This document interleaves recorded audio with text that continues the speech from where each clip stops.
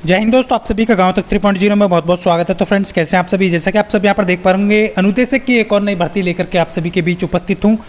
क्या क्या योग्यता वाले कैंडिडेट यहाँ पर फॉर्म फिल कर सकते हैं। 12 ट्रेड्स को यहाँ पर मौका दिया गया है। फॉर्म कहाँ से भरना है, सारी डिटेल में जानकारी आप सभी को देने वाला हूँ। जैसा कि आप सभी यहाँ पर देख पाएंगे, सबसे पहले मैं बात करूँगा ट्रेड वाइज कि कौन कौन से ट्रेड के लिए कौन कौन से कैंडिडेट एलिजिबल हैं। सबसे पहले यहाँ पर देख पाएंगे ट्रेड के टर्नर ट्रेड के लिए यहाँ पर जो है वैकेंसी जो निकाली गई है वो यहाँ पर आप देख पा रहे, जिसमें आपका डिग्री वाले, डिप्लोमा वाले और आईटीआई वाले कैंडिडेट एलिजिबल हैं। एक्स सर्विसमैन को भी यहाँ पर छूट दी गई है, जैसा कि आप देख पा रहे होंगे। और यहाँ पर बात करें कि क्वालिफिकेशन क्या क्या होनी चाहिए टर्नर की, मैकेनिकल इंजीनियरिंग वाले फॉर्म फिल कर सकते हैं। आपके पास 2 साल का एक्सपीरियंस है, CITS है, तो आप इसके लिए एलिजिबल हैं। इसी प्रकार आपके पास डिप्लोमा है, 5 साल का एक्सपीरियंस है, तो आप इसके लिए एलिजिबल हैं। जैसा कि आप देख पाएंगे, इससे पहले जो है आपका 3 साल का एक्सपीरियंस मांगा जाता था, बट अब इसको जो है थोड़ा थोड़ा इंक्रीज़ कर दिया जाता है, जो कि आप सभी यहाँ पर क्लियरली देख पा रहे। ITI वाले कैंडिडेट के पास CITS है और 7 साल का एक्सपीरियंस है, तो आप इसके लिए एलिजिबल हैं। क्लियर।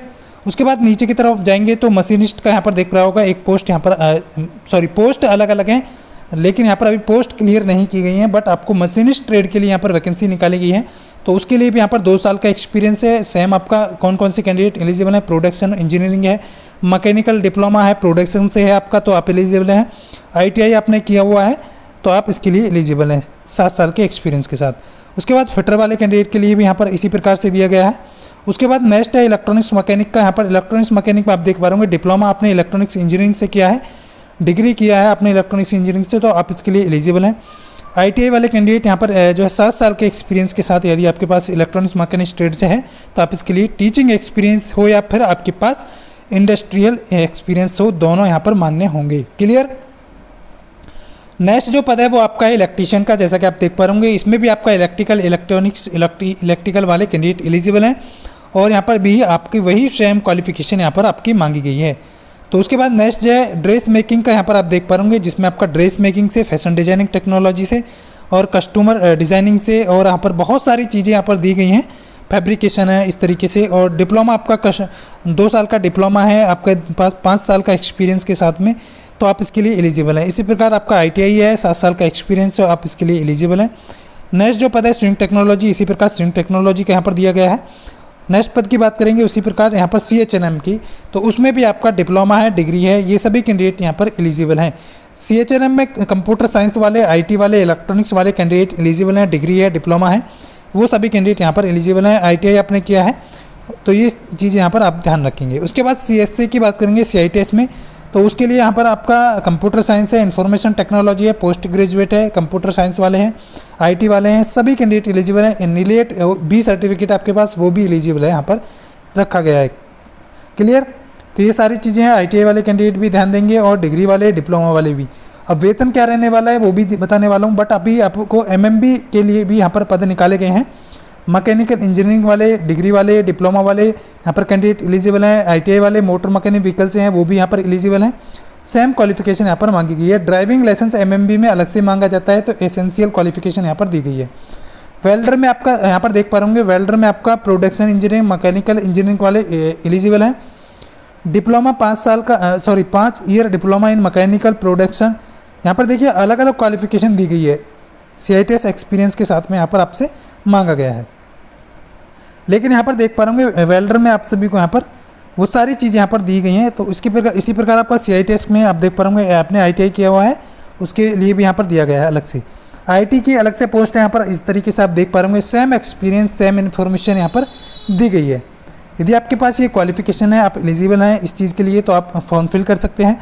सोलर टेक्नीशियन के लिए भी यहाँ पर आप देख पा रहे होंगे, इलेक्ट्रॉनिक्स इंजीनियरिंग। देखिए सोलर टेक्नीशियन में आपके लिए बहुत इंपॉर्टेंट है, आप ये पद दिया गया है, ध्यान रखेंगे फ्रेंड्स, ये जो है वो पद दिए गए हैं किस ट्रेड के लिए आप एलिजिबल, मतलब आपको किस ट्रेड को प्रैक्टिकल और थ्योरी दोनों कराना है, यहाँ पर ध्यान रखेंगे, तो वो आपको दिया जाएगा। तो यहाँ पर अभी यहाँ पर थोड़ी सी क्वालिफिकेशन में थोड़ा सा यहाँ पर देख पा रहे होंगे आपको बेनिफिट यहाँ पर मिलने वाला है। क्या बेनिफिट है, एक तो आपका इलेक्ट्रॉनिक्स, मान लीजिए आपने सोलर टेक्नीशियन के लिए आप एलिजिबल कौन कौन से हैं, इलेक्ट्रिकल वाले हैं एंड इलेक्ट्रॉनिक्स इंजीनियरिंग वाले हैं, तो ये जो है एलिजिबल है इसके लिए। और 1 साल का एक्सपीरियंस यहाँ पर डिग्री वालों से, और 2 साल का एक्सपीरियंस यहाँ पर डिप्लोमा वाले से, और ITI वालों से 3 साल का एक्सपीरियंस इस पोस्ट के लिए यहाँ पर मांगा गया है। तो इसमें थोड़ा सा यहाँ पर एक्सपीरियंस में छूट दिया गया है।